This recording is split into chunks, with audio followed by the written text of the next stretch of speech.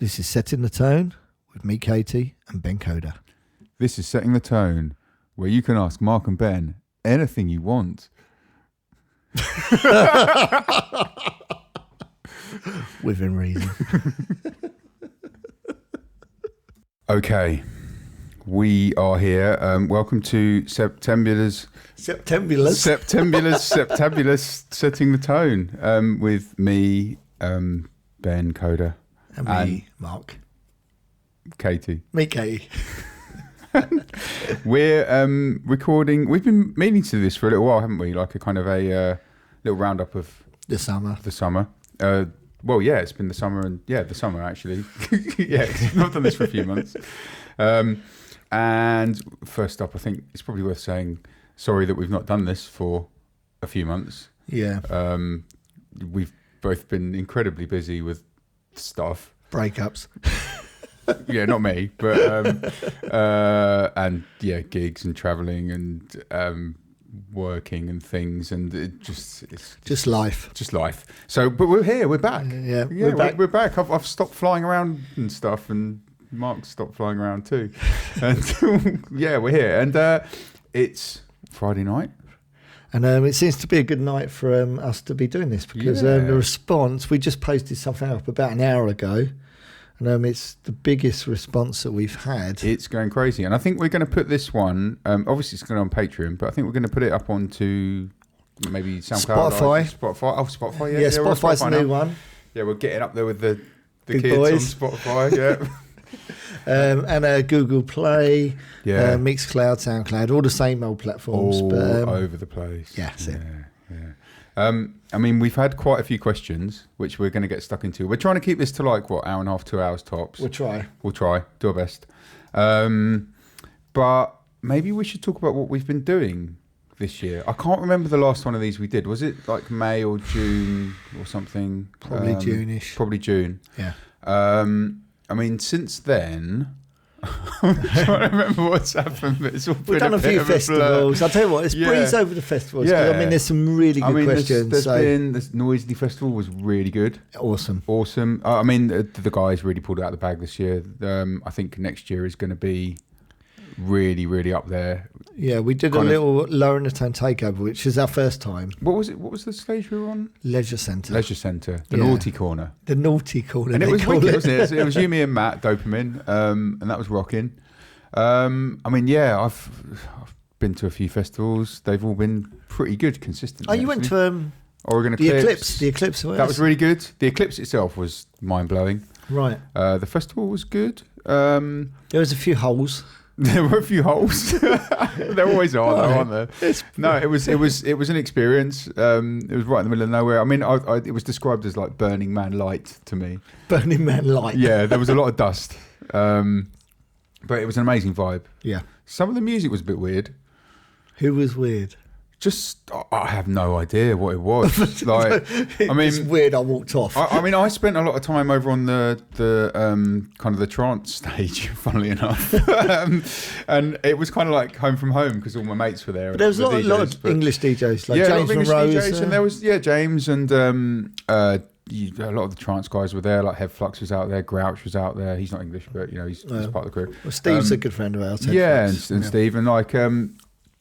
But some of the music on some of the other stages, I mean, there was a lot of like twerking going on. There's a lot of tech house booty bass stuff. Which we heard quite a lot of commercial hip hop. Commercial hip hop? Yeah, like Lil Wayne? Jay-Z. Oh, wow. Yeah, that kind of stuff. Just being... Jay-Z? Just being played, generally. I mean, it wasn't even like at a stage. It was just, you just hear it. Which you wouldn't really hear at a boom. It's like daytime radio stuff. Yeah.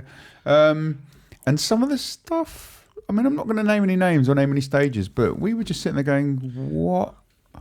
But maybe, I mean, I don't know. I've not been to that many American festivals, commercial ones, so I don't know what the vibe is really. And everybody, the crowd there was super cool. Okay. Really cool. Like, I mean, one of the most chilled out, relaxed crowds I've ever seen in my life. Awesome. At a festival, really cool. Everyone was really friendly. Everyone had a story to tell. You'd wander around, bump into people, and everyone was just super nice. So as far as vibe goes, it was spot on. What can you ask? Yeah, and we played Nanoplex on, was it the Moon stage, and the guys that run the sound system there were part of the Lightning in the Bottle. Oh right, crew. for the LA crew. Yeah, massively, really good rig, nice crowd. Like, it was wicked, really good. It was one of the gigs of the year actually. Fantastic. Yeah, for us on the Tuesday night. So that was cool. Do you go to Zora? Yeah. Oh right, yeah. All right. Did Azora on the Tuesday, and we played on Pompuy stage, which is the techno stage there. Like, this kind of the second stage. As Nanoplex. Yeah, and that's almost like our home crowd now, because we've been doing it for what, three years on the trot. For people that don't know, let's talk about Azora. It's Portugal. No, Hungary. Oh, I know. Hungary. Boom is the one. No, in Boom. Sorry, Boom so I'm getting my trance festivals confused. I mean, this year Boom wasn't on, so Right, Boom's only every 2 years. Azora's every year. Is this the year that they done a joint festival? Is that next year? No. I don't think there is a joint festival. When are they going to do like a super festival? I don't know if they are. Or is that just fake news? I think you've made that up. That's fake news. That's Donald Trump. I'm just spreading rumours. Yeah, you're spreading rumours. But they might be. You never know. Azora was wicked. Really, really good. Yeah, it was hot though. Like, ridiculously hot. I mean, we played... When we got there on the Tuesday, it was probably 38 degrees, and it's landlocked, so there's no breeze or anything. Yeah. It's a sweat pit. And then we left on the Wednesday. Didn't have much sleep because played at night. Like, as soon as the sun comes up, you can't sleep. Yep. And then apparently it just kept getting hotter and hotter, and really? Had to leave because I had a gig at Eclipse Festival in Canada, which was also awesome, really, really good. But I heard that the temperature got up into like the early 40s, like 42, 43 by the end of Azora. Yeah, and that sucks. It's if too you're in a festival, really, there's no cover.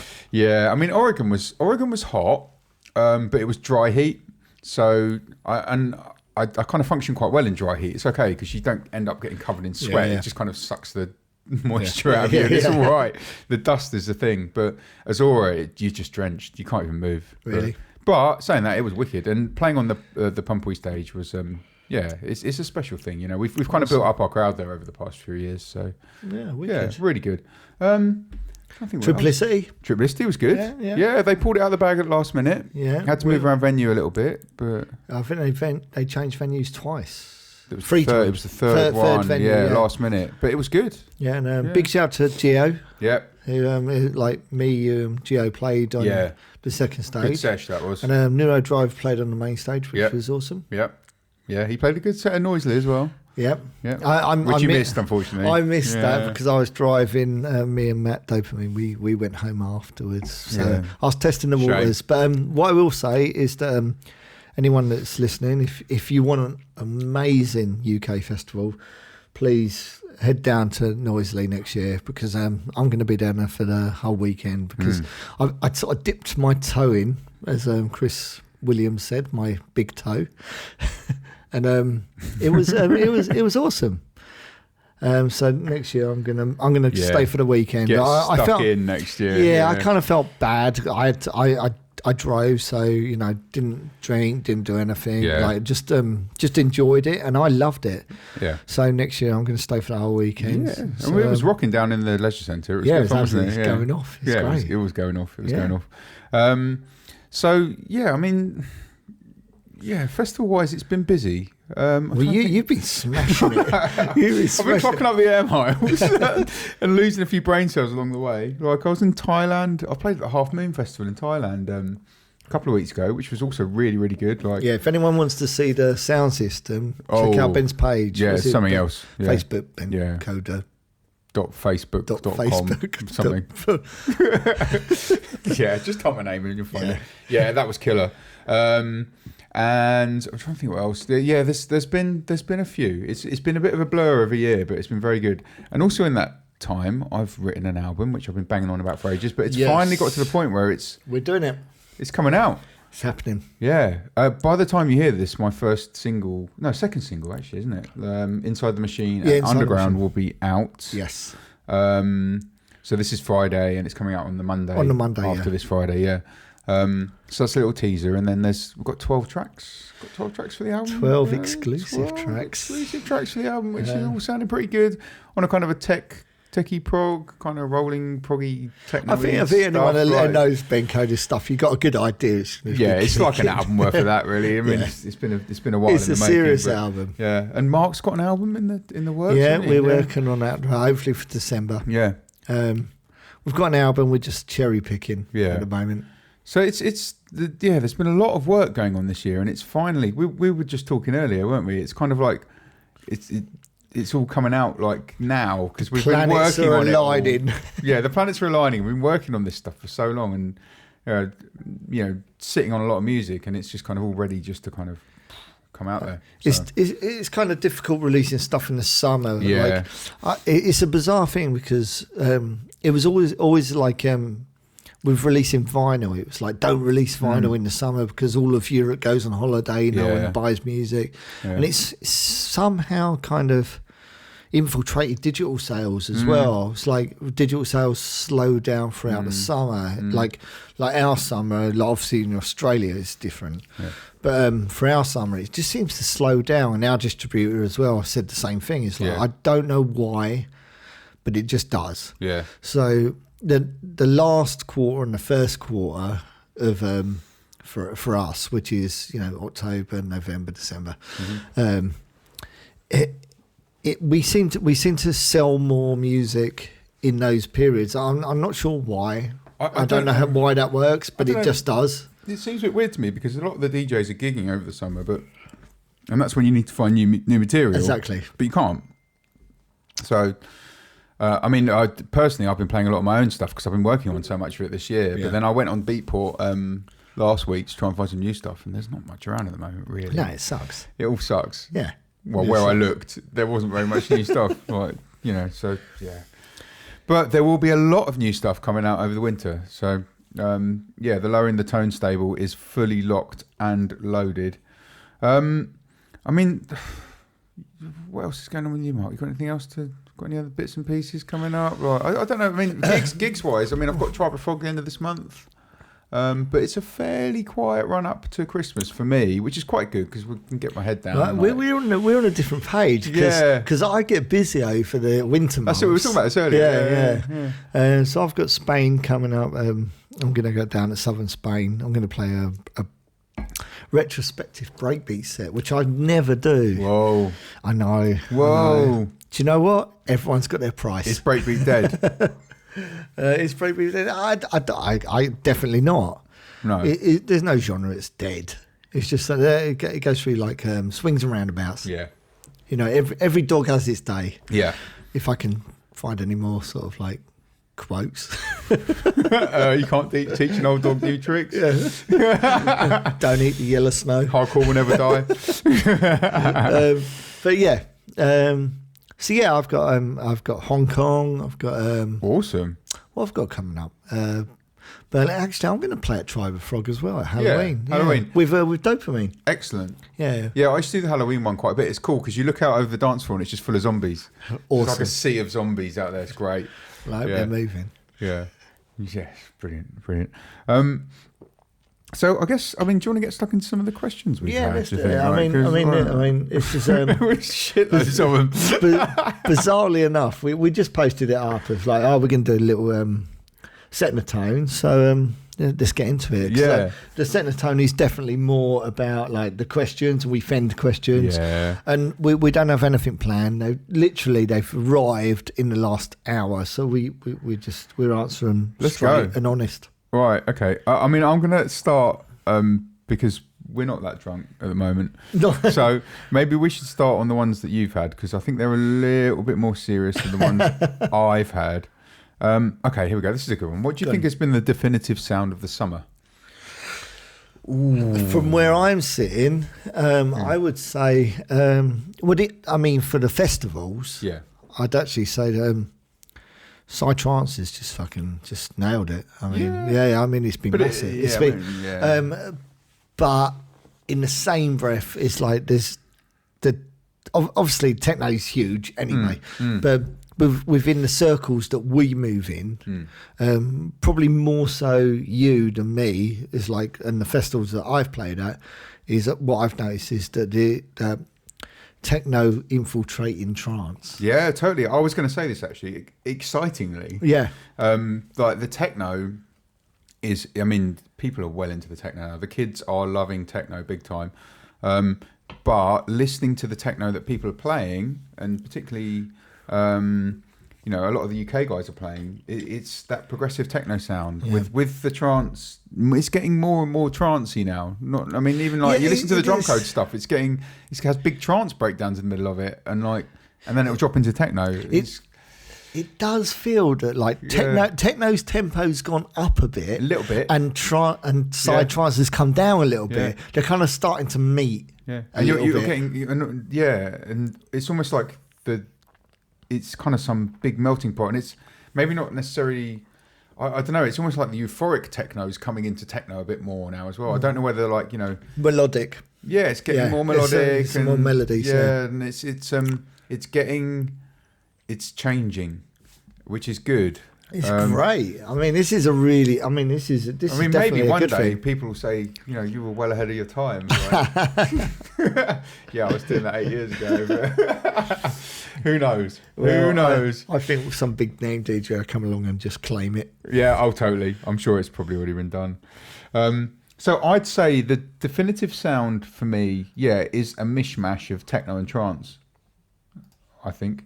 Yeah, I've also noticed breakbeats are coming in. I mean, I don't want to talk about breakbeat too much, but it's like broken beat stuff, like even an old school flavour is. I think there's like elements of breaks, rather than breakbeat. Yeah, totally. Yeah, there's like everyone like is taking a little bit, whether they're taking a bit from breaks, whether they're sort of harking back to like hardcore. Yeah, hardcore is the thing. Yeah, I've noticed. Yeah, but people are using elements of like an older sound to kind of make it sound a little bit more natural and organic and authentic. Yeah, I agree. I feel that. Yeah, totally. I've heard it coming in quite a bit. That was from Craig Hampton, by the way. Thank you very much, Craig. Thank you, Craig. And he said good or bad. I think it's good. Yeah, I think so. Definitely. Too, yeah. Give a thumbs up to that. Yeah. Craig has asked another question. Oh, well done, Craig. Which is, if you could redo a soundtrack for a movie, which one would you choose and how would you approach it? Oh, wow. You've already done a soundtrack for a movie. Yeah, I did. Yeah. Dead Babies. Dead Babies. Me and Marvin, Dylan Ryan's done the soundtrack for Dead Babies, which is a Martin Amos book. And I can't remember who's in it, but there's some good people. Paul Bettany was in it. Right. And it was good. It was good to do a soundtrack. But we had like a script of like, we had a sort of like a thing that, so every scene that we had, it was like up tempo, like heavy, like dark, you know. So I don't think anyone that writes music for a film gets much of a say apart from putting their own identity on it. Do you get to see the film while you're writing the music? Yeah. We had the scenes like we done it on a ADAT, which is a way that they just sync. You have to sync it. Like we done it in Logic. Yeah. And sorry to get all technical. That's fine. I'm not going to say it's fine for me. But yeah. I mean, when you want to do a soundtrack, you don't really get a say in it. You have like a music supervisor that says, this is what we want. So the best you can do is stamp your identity on it, the best that you can do.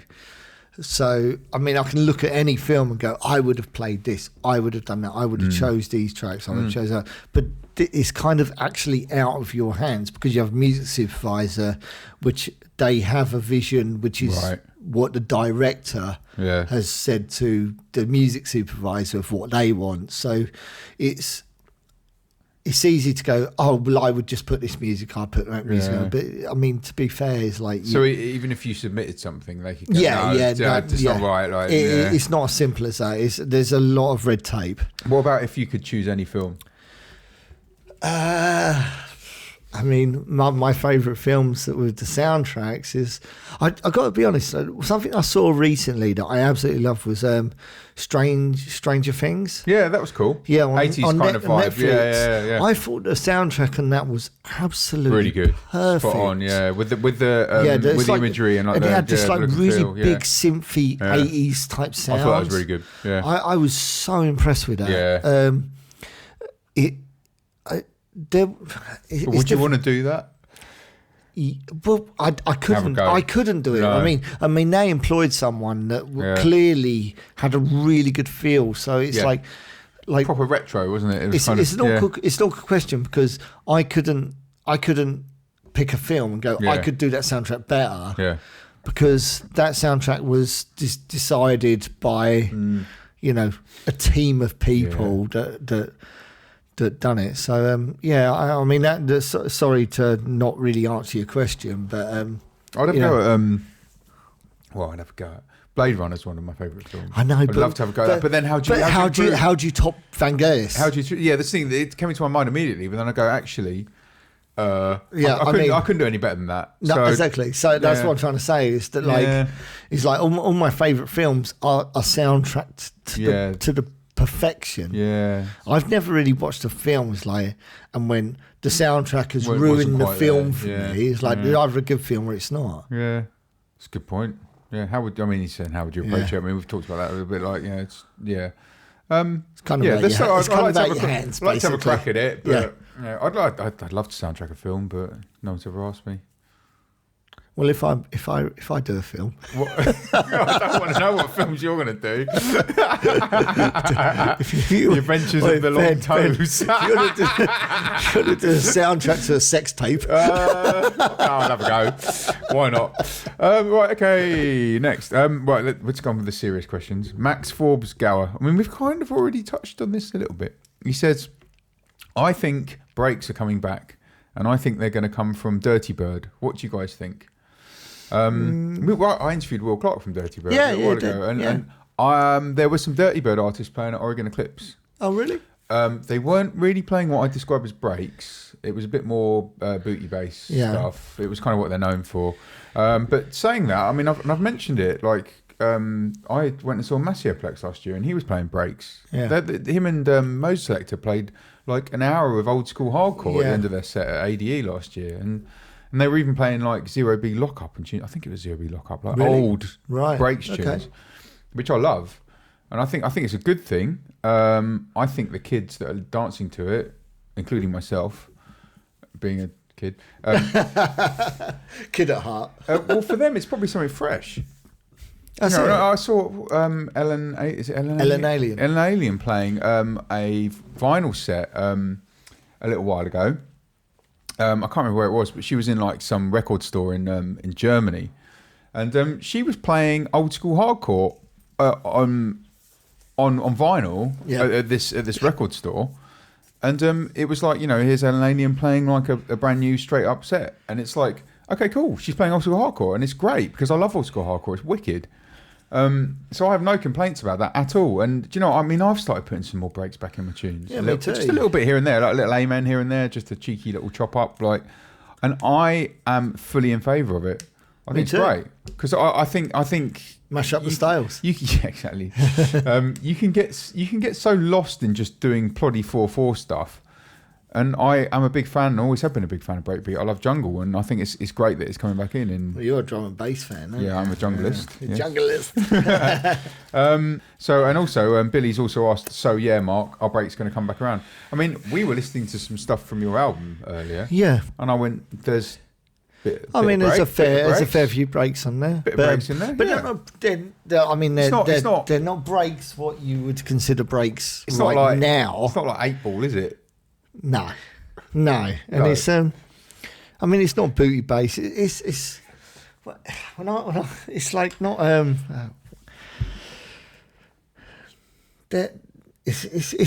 the beat broken up. Yeah, it's not cheesy. I don't. Let's say that. It's not cheesy. It's like a bit of a break from the 4/4. Yeah, I mean it's techno breaks. Yeah, techno breaks. Yeah, broken beat. Yeah, we made new genre. Yeah, have we? probably not. Broken techno, didn't we call it a while Broken ago? techno, yeah. That's what it is. Yeah. Okay, that was a really good question. Okay,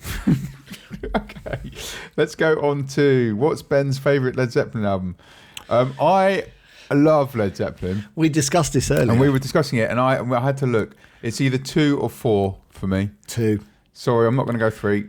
No, I think probably overall on like tune quality 2. 2, yeah. But I'm just checking here. I think 4 has got Stairway to Heaven on it, and I know it's really cheesy, but I do like that track.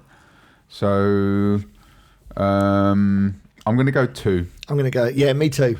Yeah. Yeah, Led Zeppelin. The reason 2. I like Stairway to Heaven so much is because it was the first one I learnt to play on the guitar. Oh, really? Yeah, so it kind of has a special place for me in my heart. Yeah. And yeah. But I'm going to go 2. I'm going to go 2. Yeah, 2. Yeah, ramble 2. on. 3? Yeah. I mean... 3 sucked. I mean, Nick Dora said, I reckon it's Led Zeppelin 3. Like, Fuck you, Nick. It's got some good tracks on it. Fucking what? It's got some good tunes on it. No, come on. Number 2. Okay, I'm going 2. Yeah, we're going 2. Anyone that disagrees... Fuck you, according to Mark. You're wrong. You're wrong. Right, okay. Matt Bartholomew has asked what your favourite production tools, hardware, plugins, etc. We're not going to answer that. I'll tell you what, quickly, give synths. Let's give all right, we organise it. All right, throw a dog a bone. It's the same one I said about 3 years ago, Silent. Fancy. Silent, massive. New stuff I've got. Not that much, really. No, I'm going to go Silent. Silent. Yeah. I don't really use Serum. I can't really fit it in the mix. Yeah. Hardware. I'm still not using much hardware, to be honest. I've been using a Moog a little bit around Audio Anonymous Studios. Yes, they've got a nice little Moog down there. I mean, Lee Coombs loves a Moog. Plugins. I mean, if you've got a load of hardware, that's fine. I'd use it all day long. But the thing is, it's so expensive. Yeah. And you only use it for like bass, maybe one leads. sound. Yeah. So, I mean, unless you're rich like Lee Coombs. Yeah. I mean, plugins. I'll give you a little tip. Get something called Movement. It's very good. Wow. If you want just some really top quality processing plugins like compressors, reverbs, Slate Audio, it's killer. LFO tool. Yeah, it's good for sidechaining, man. Oh yeah, well yeah. Yeah, you stop getting that click. It's good. Well, you just turn the attack off and you don't get a click. Favorite production tool though, really, at the end of the day, is Logic, and I just got an Apogee sound card, which is fucking amazing. So I'm not sponsored by any one of those. Which we're recording this podcast. Yes, we are. As well. We are fully powered by Apogee. So if anyone from Apogee is listening, feel free to give us free shit. Yeah, we'll keep on giving you shout outs. Honestly, you're the shit. Johnny Hunter. Hey Johnny, how are you? Hey mate? Johnny. He says to both of you, what's your favourite dance record from the 90s? Ooh. You can go first. Strings Life. Was that 90s? Oh, sorry, I was thinking 80s. Yeah, okay. Yeah, no, he said 90s. Oh, crikey. 90s is really hard. I thought Strings Life is 90s. No, Strings of Life was 90s. It was, yeah. Well, I'm going to look this up. Hang on. Yeah, no, it was 90s. It was definitely 90s. Yeah? Yeah. Yeah? Yeah. Okay. Strings Life. No, it wasn't 1998. What? Sorry, Rhythm is Rhythm, Strings of Life, yeah. I'm just going on Google here. Google said 1987, actually. What? Yep. Then fucking good for fucking Strings of Life, because I tell you what, I thought that was made 1987 by Derek May. Wow. Yeah. Absolute wow. I was going to say, I thought because it came out in Summer of Love, which was like 99. No, but I mean, okay. Well, I mean, it's a bit of a blur, but do you want me to say mine? What about AOS State, Pacific State? No, I think you're going to find that was probably in the 80s. Hang on. So my favourite 90s tracks were made in the 80s. Right, here we go. Right. Pacific State was released in 1989. Wow. All right. 90s. Wow. 90s. I mean, I've got a few. Favourite. The one that had the most impact on me was the Prodigy Experience, because that was what really got me into dance music, and that must have been like, what, 94, 93? I don't know. And also, what was the one after that? Jilted Generation. Yeah, that was good. Whether it was my favourite or not, I'm not sure. Orbital Insides, Leftism, and Leftism, second toughest in the infants, and Dub No Bass with My Headman. So those are... No, that was early... Dub No Bass with My Headman was early 90s. So those were definitely all 90s, and I'd say, but also looking like later 90s, Wormhole, Impression Optical was really fucking good. Like, Ronnie Size, New Forms, that was good. Remember when that came out? Brown Paper Bag. That was on New Forms, yeah. So are you going to name something in the 90s? Yeah. Or do you want me to go to 80s for you? No. Just missing a decade. Knights of the Jaguar. Not who? Knights of the Jaguar, which is DJ Rolando. Rolando. DJ Rolando. I know Rolando. Yeah. Knights of the Jaguar. Knights of the Jaguar. Let's just double check that. 2000. Yes. Oh no! I'm still. Fuck. 90s. No, hang on. EP. Hang on. Well, we've got two separate. Discogs is saying 99 or 2000. So you're on the cusp. Laurent Garnier. Which one? Man with a Red Face. But I mean, we've been asked. Oh, Dance Record. Yeah. Full stop. Okay. Yeah. I saw Record to Me an album, but Man with a Red Face. Okay, yeah. That's got to be. It's got to be 90s. Yeah, hang on. It's not like. I'm just missing a decade. The Man with the Red Face. Not the Mark Knight remix. No. Right. Laurent Garnier. It says here 2000. Fuck. No. Well, Discord says 2000. F Communications. With, all right. Crispy Bacon. The Funk the Void remix. No, yeah. No. That's been reissued. That must have been reissued. It must be reissued. All right. Crispy Bacon. Laurent Garnier. Really? Yeah, I loved that. What, best one of the whole 90s? Well, I mean, I'm struggling to find a 90s fucking big tune. I mean, if we're talking tunes, I'm going to go Prodigy Out of Space. I mean, it's not about biggest tunes. It's about tunes that like mean the most to you. Yeah, I mean, I love Crispy Bacon. This looks like 1996, so you're spot on right there. Boom. Right. Well done. That was there in the end. Struggle to find a fucking dance in the fucking 90s. Yeah. I mean, there's loads of tracks, but I mean, I'm just trying to find tracks off the top of my head. So that's all right. That says how real this show is. It is quite real. We don't know what's going on, so it's great. Right, okay. Next question. What is your favourite dinosaur and why? A T-Rex. Why? Because it's just fucking big and hard. Yeah. That just sounded so gay.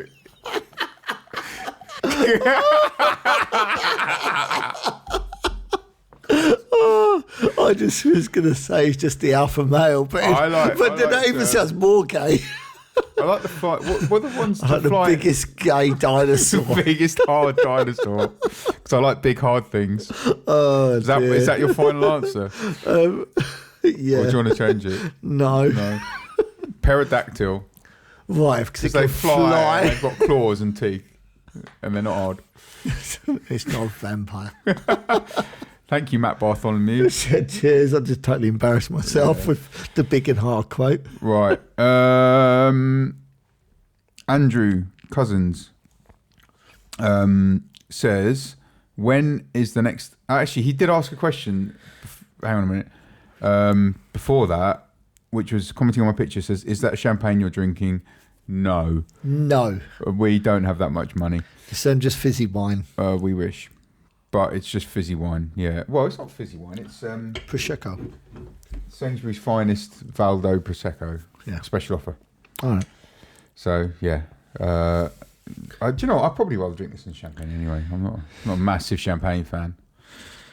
Well, that's handy. Because we haven't got any. Right. Okay.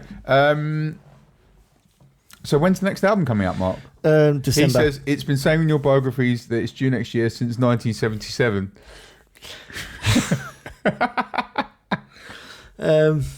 December? No. Next year? This year? This year. Should we go for next year? December 2017.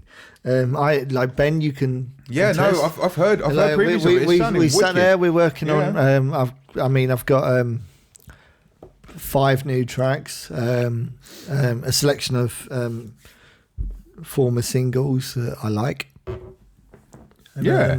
And there's some killer tunes. I mean, like it's going to happen. So yeah, it's there. Yeah, I mean, it's there. It's there. I mean, it's as there as mine was a few months ago. So it's like, you know, mine's finished now. We've so pretty much planned for like your album, my album. It's all going to hit this year, and next year is going to be a big year for Lone Put our feet up. Yeah. Yeah. Feet up in first class. Well, with champagne, hopefully. Sorry, I'm in cattle class.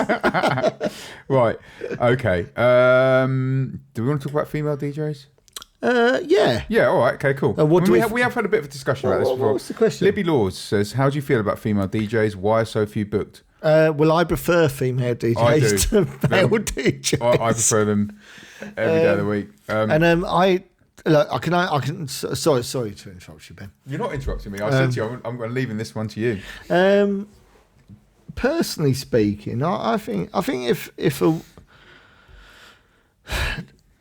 it's a funny one with girls is that girls tend to use their sexuality to promote themselves, which I don't disagree with. It's like, obviously you use what you got to get where you want to go. But the thing is that like I think that a lot of, without sounding like controversial, but I think a lot of girls get booked because they're pretty rather than what the sets they play. It's true. It is true. Yeah, unfortunately. And it is unfortunate. It's like that you have the you know, the image takes precedent over creativity, and that sucks. That absolutely sucks. Yeah. And I'm totally against it. I you know, look, at the end of the day, if a girl's a good DJ, then they should be playing. Look at Ellen Alien, we were just saying about. She's an amazing DJ. Yeah. You know, you look at Magda. She's a great DJ. You know, well, Ellen Alien and Magda is like you know, without saying an arsehole, is that they're great DJs. They're not like pin-ups. Yeah. You know. Neither are we. I am. Well, no. Fair enough. No, I'm joking. But what I mean is like Ellen Alien and Magda are really good examples of girls that they've forged a place in the scene for themselves, not based about their looks, based upon the music. Credibility. Yeah. Absolute credibility, yeah. So, you know, it can be done. I hate to say it, and I don't mean to be an arsehole, but this is the truth of the matter. It's harder for women, and it sucks. Yeah. But I don't control the scene. No. But I'm... If you did control the scene, what would you do? Equal fucking rights for everyone. Yeah? Yeah, I mean... Would you as a promoter give some new music a chance rather than booking the same old crap every single time like most people do? Absolutely. Sorry, if I don't stop now, I'm going to start ranting. So. No, absolutely. Yeah. But then you have then clubs like Fabric is like people can say what they want about Fabric, but Fabric try to break new ground all the time.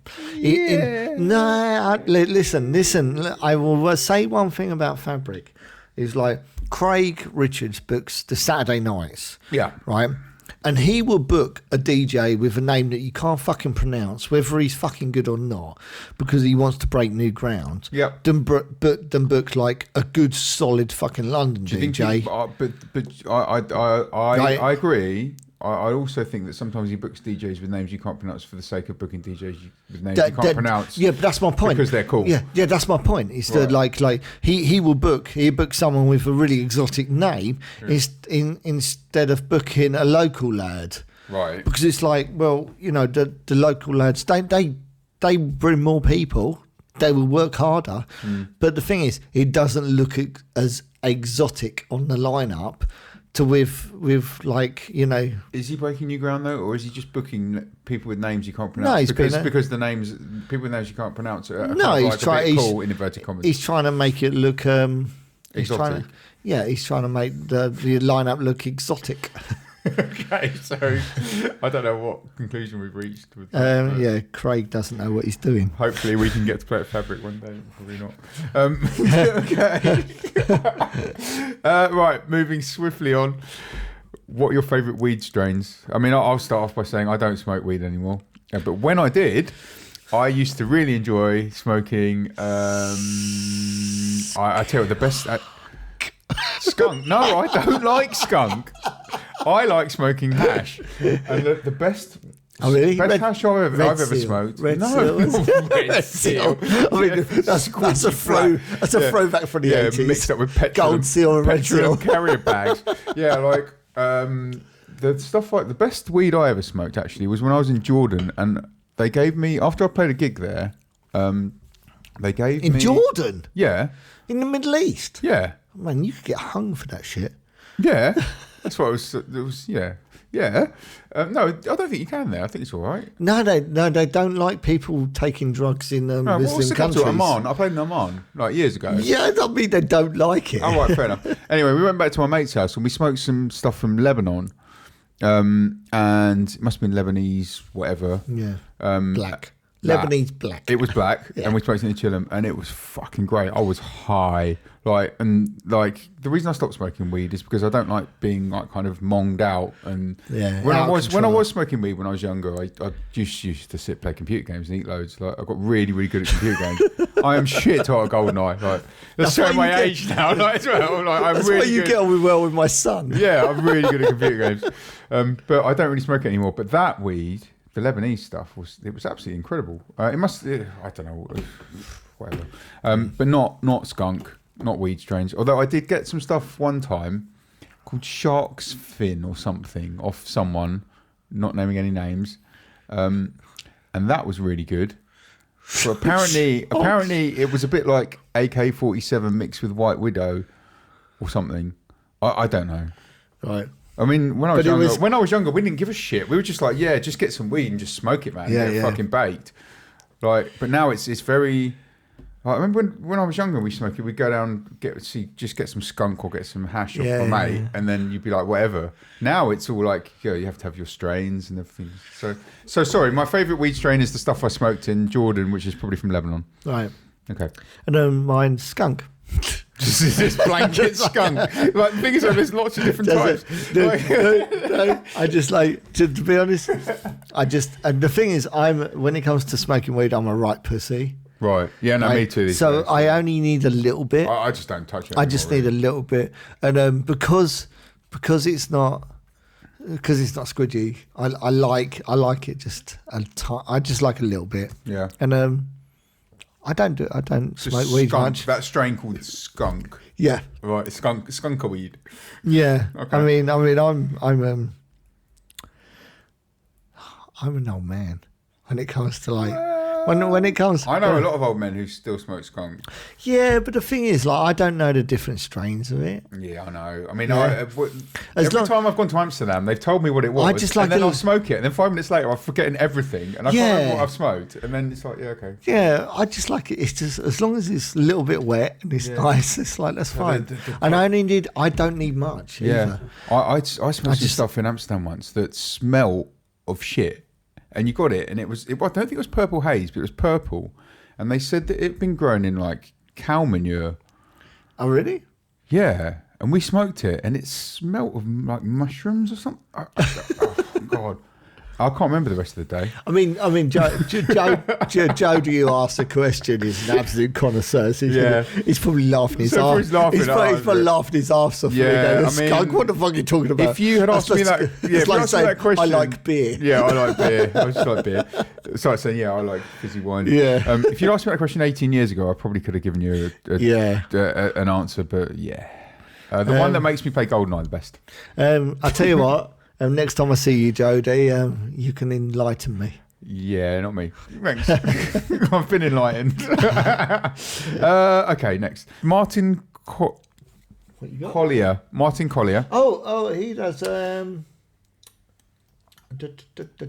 He's asked us a very good question. What is your drink tipping point from buzzing to being pissed as a fart? If you carry on listening to this for the next half an hour, you'll probably find out. I was going to say, if you start at the beginning and just fast forward to the end. Yeah. 1.5 hours. There have been episodes of Setting the Tone that have been cast into the pissed bin that haven't been allowed out, aren't there? That are like... What was the tipping point on those, though? What's that? Well, there've been drunken episodes of this that we're not releasing to the public. Oh, Jesus. Yeah, so I mean, we did try and do one a little while ago, and that went from buzzing to pissed apart in like 10 minutes. The last episode that we tried to record that we haven't put up online, I was more drunk than you. I don't know about that. By the end, I think we were. It's like I was fucking hammered. How did that happen? I don't know. We only went down the pub for one drink. I know. I probably didn't eat or whatever, and whatever happened is like halfway through the episode. Yeah, we just let loose. And maybe we can do an outtakes at the end of the year of some of the funniest shit. But a lot of that last episode ended up with us just got loose. We just got loose. I don't know were we drinking rum? Yeah. No, you said let's get some beers, and I said I've got a bottle of rum. I think the tipping point for me generally is if I start off on beers, then I hit the spirits. And then the rum was big. Yeah, we had a lot of rum, and that was it that just sent it over the edge. Like normally, what I'll do is, and we were eating nachos. Why doing the podcast? So we go. We were just eating nachos into the mics. Nachos into the microphone, just ranting. Why drunk on rum? One day this will see like the light. Yeah. We'll make a little special over Christmas. I think the drink tipping point is just whatever gets you over the edge, really. I mean, it's generally spirit based. Yeah. For me, tequila. Yeah, I mean, I don't touch it that much anymore. When we came back from Planet Zog, I mean, we've been. I don't really think I went over. No, but it wasn't really that. Okay, there are other things involved. Let me remind. I'll tell you what happened. Right, we played Planet Zog, great party, fucking awesome. We had a great time. Big up, fucking Planet Zog. Great. We came home. We drank on the train on the way home. We got to my house. We got a few more bottles while we were mine. I was drinking beer. You were drinking wine. And then we went to the pub. Yeah. When we went to the pub, I thought it was a good idea for us to do tequilas. Oh yeah. And that was when we started. We came back. Then we started hitting a wall. Yeah. So I mean, 24, and Dan was with us. Dan, he was with us at Zog. Yeah, Dan Van Dahl was with us doing the visuals as well, which was awesome. Awesome. We live projected them. And we had a couple of technical. Yeah, and as you do, but I mean, we were drunk, but we were on a steady level until we started hitting like shots. It's generally once, if you hit the shots without any kind of anything to balance it out, then it always goes downtown. And also, we hadn't eaten. No, that's I didn't eat all day. No, of course. So it could be anything. I mean, sometimes I can just drink for like days and it's fine. Sometimes you'll just reach the tipping point quite early. I mean, we drank a lot today, but we're still in fine fare. We're not drank that much. We've had a few beers, bit of wine, pizza. No, we did eat. Yeah. We did eat. That's the thing. It's important to eat, I think. Yeah. Okay. So we've gone through the questions on Mark's thread of questions. Now we're going to go on to my thread of questions. There's going to be I put a silly picture on my thread as well. So, and there's all the usual suspects asking questions on here. So thank you, usual suspects. I don't quite know where to start or what to ask. Some of them probably best not to talk about. Yeah, there's just What is gnocchi? Toby Burrow. Toby is I don't know if you know Toby. Have you met Toby? Yeah. So he's a very well regarded sound engineer. He does a lot of big bands and stuff. He's also an excellent lad. Oh, well done, Toby. Yeah, and he's asked what's gnocchi or gnocchi? It's pronounced gnocchi. If you're potato-based pasta. It's potato pasta. Yeah, it's little lumps of potatoy pasta, and it's. I quite like it. Problem is, you have to be careful not to eat too much of it, because otherwise it bungs you up. It's all right with tomatoes. I mean, Italian food is the biggest. I've had this discussion with a few people. It is the biggest bunger upper of foods in the whole world. I think carbs, isn't it? Yeah, it just sticks inside you, and they drink whatever you call it, like the spirits after cello or grappa after, just to kind of burn through the food. The Greeks love the grappa. Digestive. Digestive. I said that in a very French way there, which wouldn't go down too well with Italians. All right. So gnocchi is potato pasta, and it's very nice with a bit of red pepper pesto. Yeah, that's what I was just about to say. Yeah, like, or even green pepper pesto. I prefer it with the red pepper. A little bit spicy. Yeah, it's nice, very spicy. Okay, so thanks, Toby, for that. Right, Tom Lurk, good friend of mine. I don't think you've met Tom yet. Lurker. El Lurko. El Lurko. All right. You'll definitely get on with him. He says, airport selfies, dope or nope? Nope.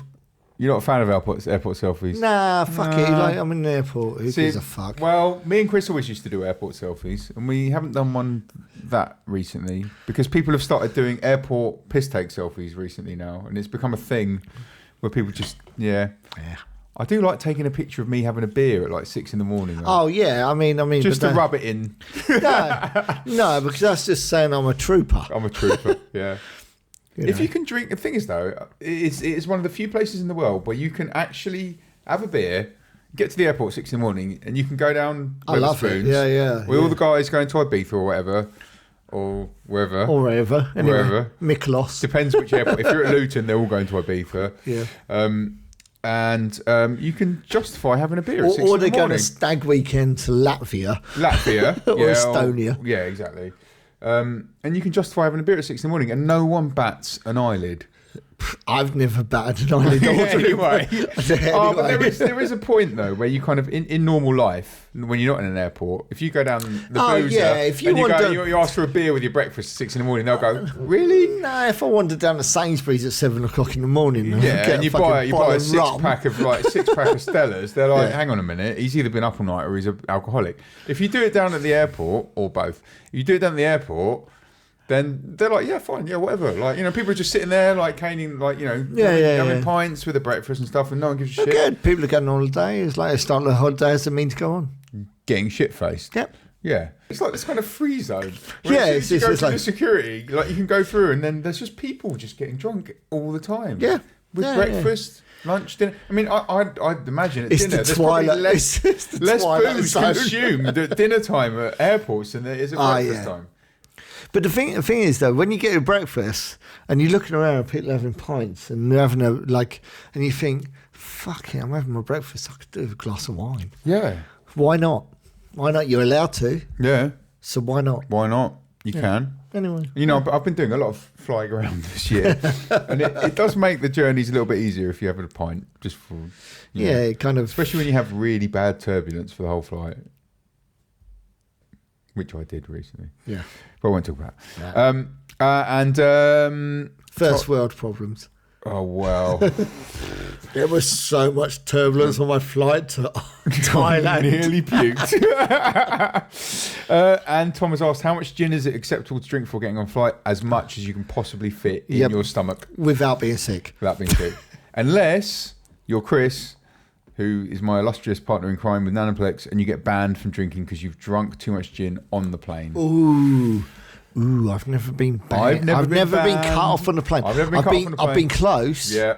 No, he got cut off on the plane for being too noisy. I had a drink and they said, I think this is the last one. Yeah. And so I don't think that I was cut off. I think that it was a warning. It was a warning. And that I shouldn't have disagreed with. I've noticed that on planes recently, especially this year, and I don't know, I guess it depends what airline you're flying on, but they've started being a bit more stingy about the booze. Yeah, because of the violence. They've definitely started being more stingy. Like, I remember a couple of years ago, you go on a flight and you could just go, you play like this game where you have to pick which flight attendant you talk to, and then you get like, if you choose them all like carefully, you have to randomise them. Yeah, you do the rounds. But now they mark them in the back. Yeah, they mark you when you've had drinks. They'll go, we're only going to serve booze when food's coming out. Yeah. Like, and these are like long haul flights, and you should be able to get booze for the whole of a long haul flight, but they're being a bit more funny about it, a bit more cagey about it. Yeah, Or it's when you stagger up to the back, like trying to get more wine, but then you keep your head together and go, have some more wine, please.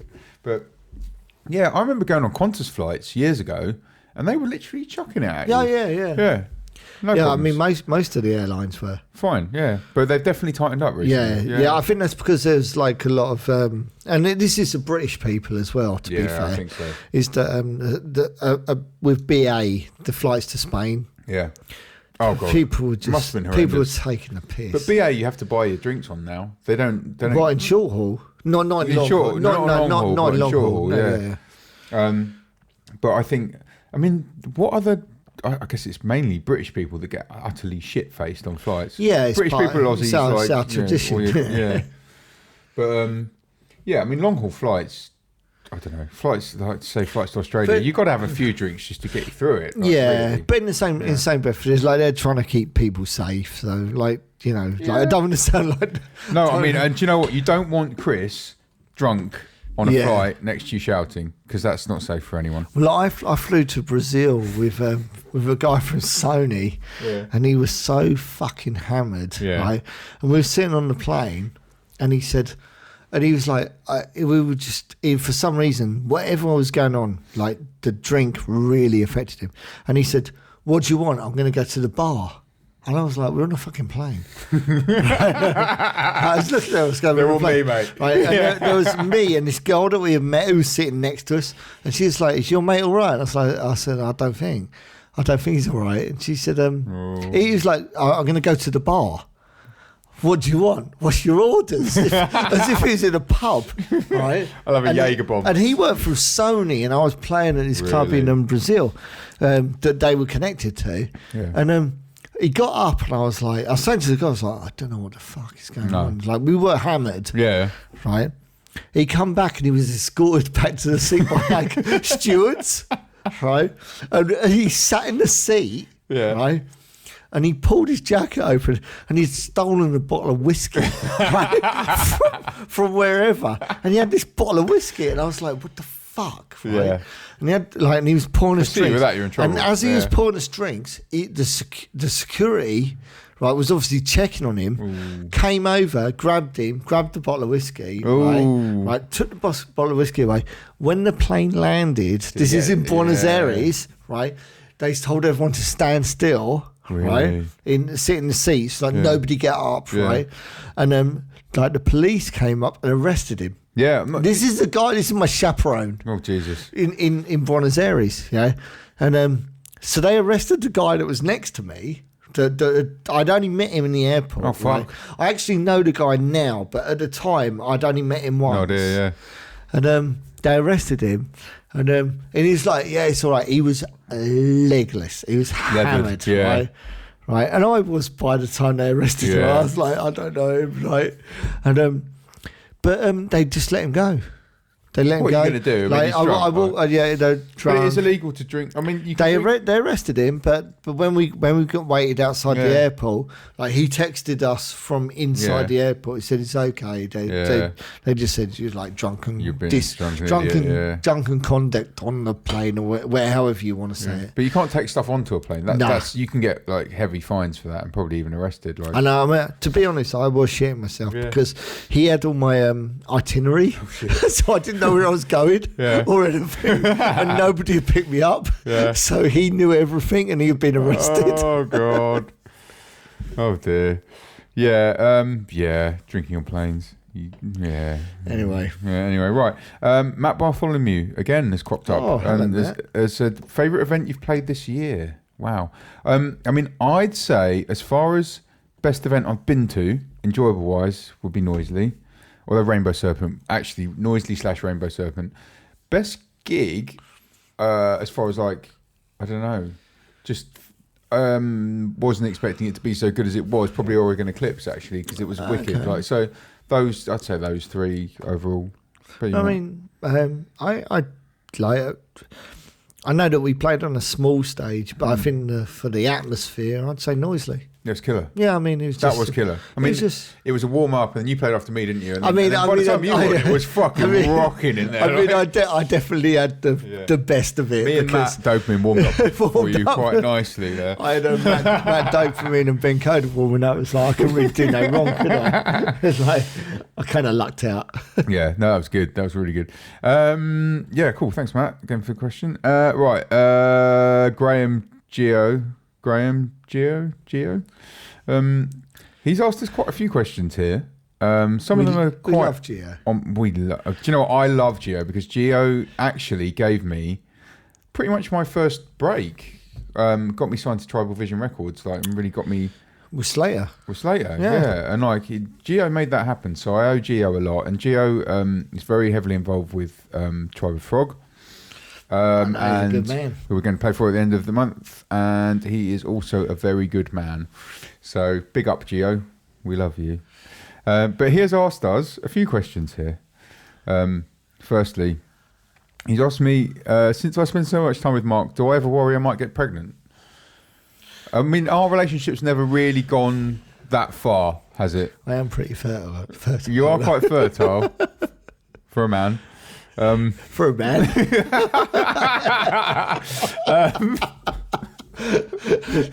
you want to rephrase that? No.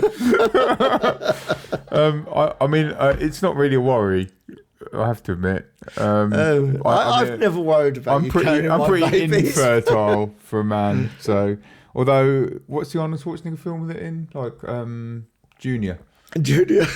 So, I mean, it can happen.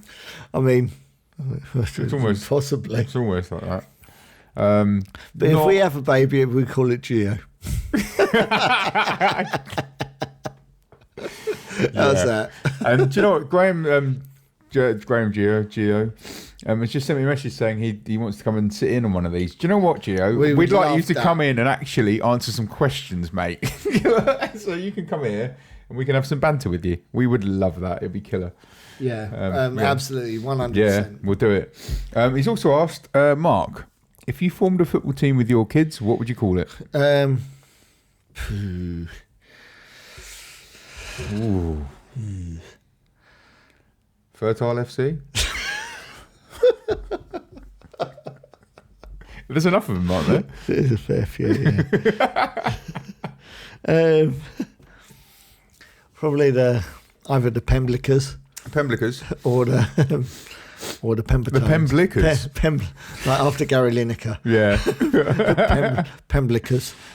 Pemblicers. I like the Pemblicers. Or the Pembertones. Yeah, Pembertones. Okay, cool. That's good. I've got another question from Gio. He says, it's absolutely stinking hot on stage. Do you take your shirt off or tough it out and let everyone know you're firmly heterosexual? Mark, I'm going to give this one to you. Have you ever taken your shirt off when you've been DJing? Never. Neither have I. Ever. And I mean, it's not like actually, it is like I have got a big gut. And would you? I'm so insecure. I'd sweat it. I would sweat it out. Absolutely. If you were ripped, though, if you were like properly ripped, yeah, ripped enough to take selfies with your six pack out and put them on Instagram, would you do that? Ben, if I was ripped to shit, you'd be sitting here talking to a man with no top on. I shit you not. Yeah, same. Right. Yeah. If we were both ripped to shit, we'd be live streaming We would be sitting here with no clothes on. Absolutely. I'd be walking down the street without my top on most days. I mean... Next. All right, okay. Okay, Mark. This is a question for you from Chris. You are well known for having the world's longest toes. No, I'm not. How comfortable are you with having your name in the Guinness Book of Records, and do they make it difficult for you to get close to the mixer when you're playing tunes? This is the first question from Chris. Okay. He says the first thing that he thinks when he sees your toes is that they should be chucked in the frying pan. Right. Let's put this in perspective. What happened to your toes? This was an in-joke, right? Is when I was drunk, I kicked a dumbbell. Is that what happened? I think so, because I can't remember. But I'm sure that I've kicked something really hard.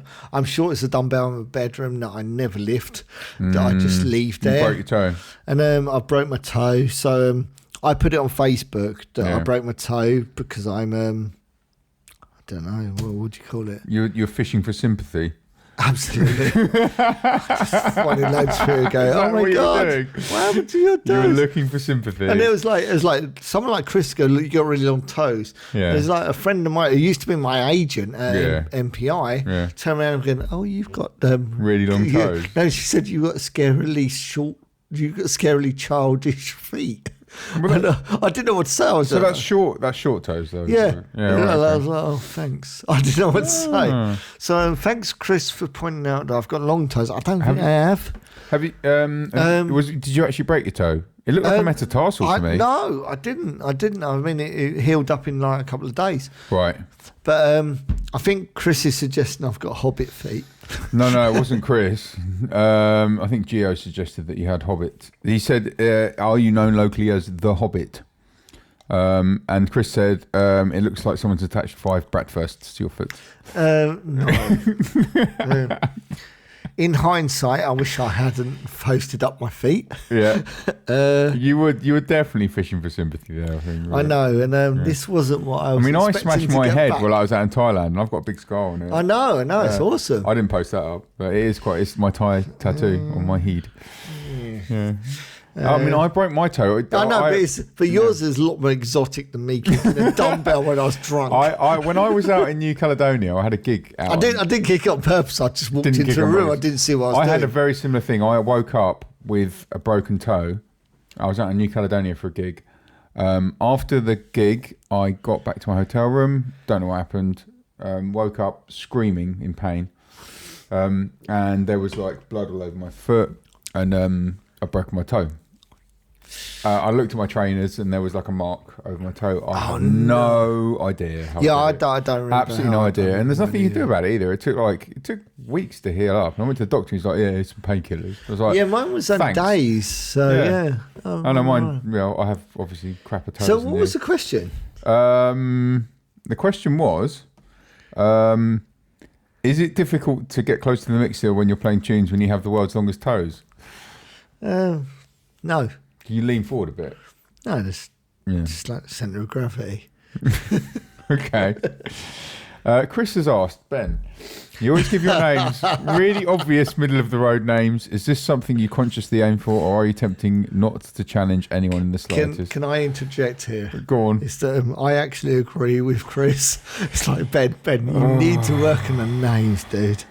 You know when you've sat there and you've written a tune and it's taken you weeks. You and Lee Coombs, honestly. Months on end. And then you have to come up with a name for it. And you're just like, cool, Chris. When I'm working with you, you can sit there and spend hours coming up with a name while I'm writing the tune. Yeah.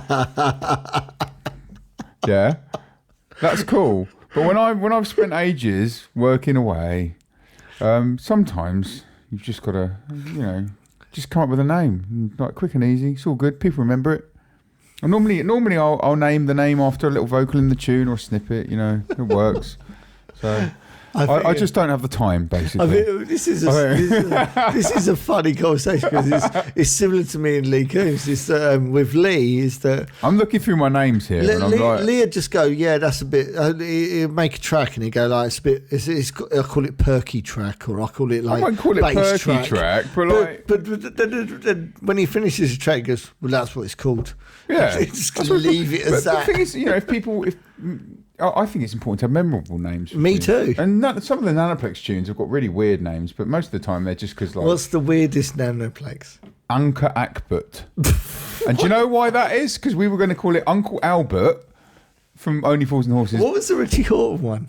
Richard Hauntins. Richard Hauntins. Well, we were just having a laugh. Uncle Akbut came out because I typed in Uncle Albert wrong. And it came out as Uncle Akbut. And that's what it's called. That only a few people have picked up on that one. All right. I mean, generally, I'll put a vocal in the tune and then call the name after the vocal, though. That's the thing. Yeah. Okay. Maybe I'm just a bit obvious. You're not denying that. Next. It's good though. People need to remember things, and exactly. People are obvious somewhere. Right. I love coming up with great names, but.